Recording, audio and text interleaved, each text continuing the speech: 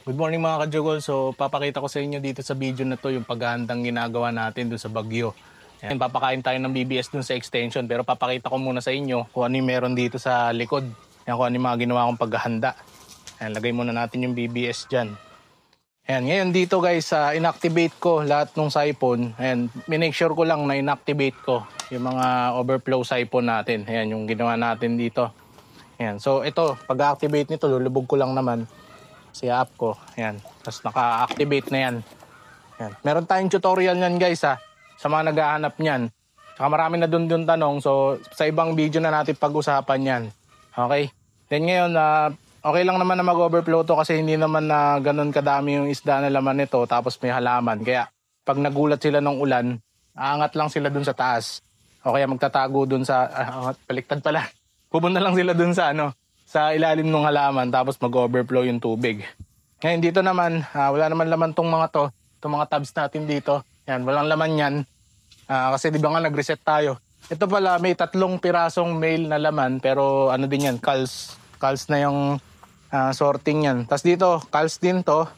Yan, medyo naubos na nga guys. No? Yung iba kasi medyo namatay. Kasi iba naman napamigay na natin. Dito naman guys, may overflow naman yan. May mga butas yan sa tab. Yan, dyan. Sa 4 na sulok, hindi. Yung pala, walang butas, oh. Basta mayroong mga butas yan. So, unless sobrang lakas ng ulan, talaga mag-overflow yan. Pero, minimal lang yun. Kasi may mga butas naman. Okay? Tapos ito rin, may mga butas yan. So, tinakpan ko lang nito para syempre, konting tulong lang. Yan. Para hindi sila kaagad mag-overflow. Dito, mga wala naman ito pala, meron tong choco. Pero, cals din yan. And then, itong isa, walang laman. And then, ito, mga long body laman yan. May mga butas naman yan. Ito, mga cals lang din. So, mostly dito sa likod guys, mga cals lang. Tapos dito naman, tinakpan lang natin ng mga takip ng ibang storage box. Itong mga tabs dito para hindi sila masapul ng ulan. Okay? Then ito, maaaring ililipat ko pa yung mga breeders natin dito ng dark choco. May mga natira kasi ko dito ng veil at saka lartail na dark choco. So, baka ilipat pa natin yan. Dito naman, cals lang din to na male tinitingnan ko kung sisigla pa. So, tingnan natin sa mga susunod na araw. Pero yun lang naman nandito sa likod, guys.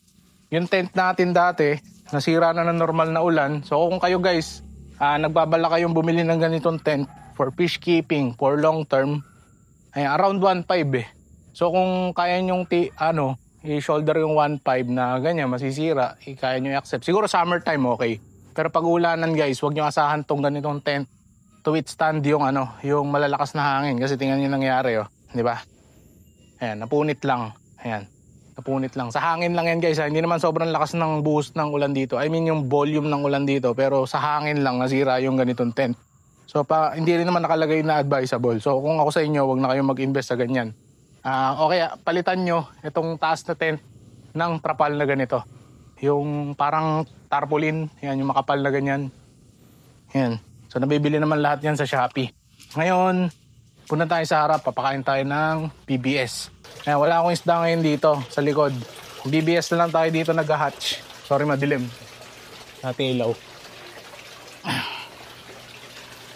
Ayan, so BBS na lang hinahatch dito. Tapos, the rest, meron lang ako 3 piraso yata ditong red balloon platy tsaka cals. Kasi na. Ayan, papatayin ko na rin itong mga pump na to muna kung sakaling sobrang lakas ng ulan. Ayan.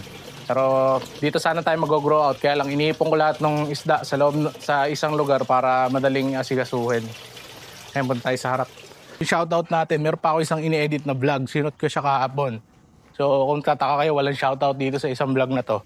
Ayun, nandun, ini-edit ko pa guys. Meron tayong about deworming. So mauuna tong vlog na to kaysa doon kasi babagyo na nga. So, tsaka hindi ko ma-edit.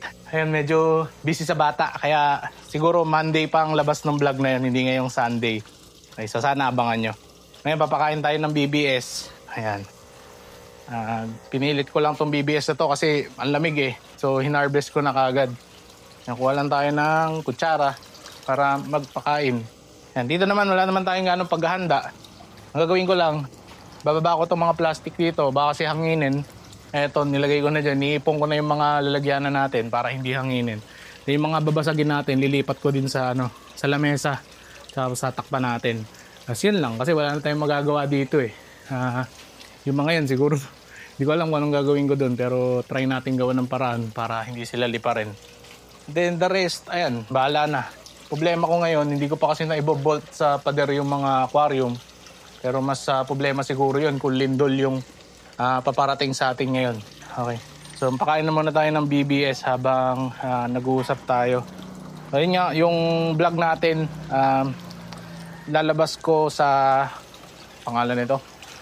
Sa Monday, o kaya mamayang gabi, Sunday. So, posibleng dalawa yung vlog natin ngayong linggo. And then, ayun, abang na lang guys. Andun din yung shoutout natin, tsaka mga pasasalamat.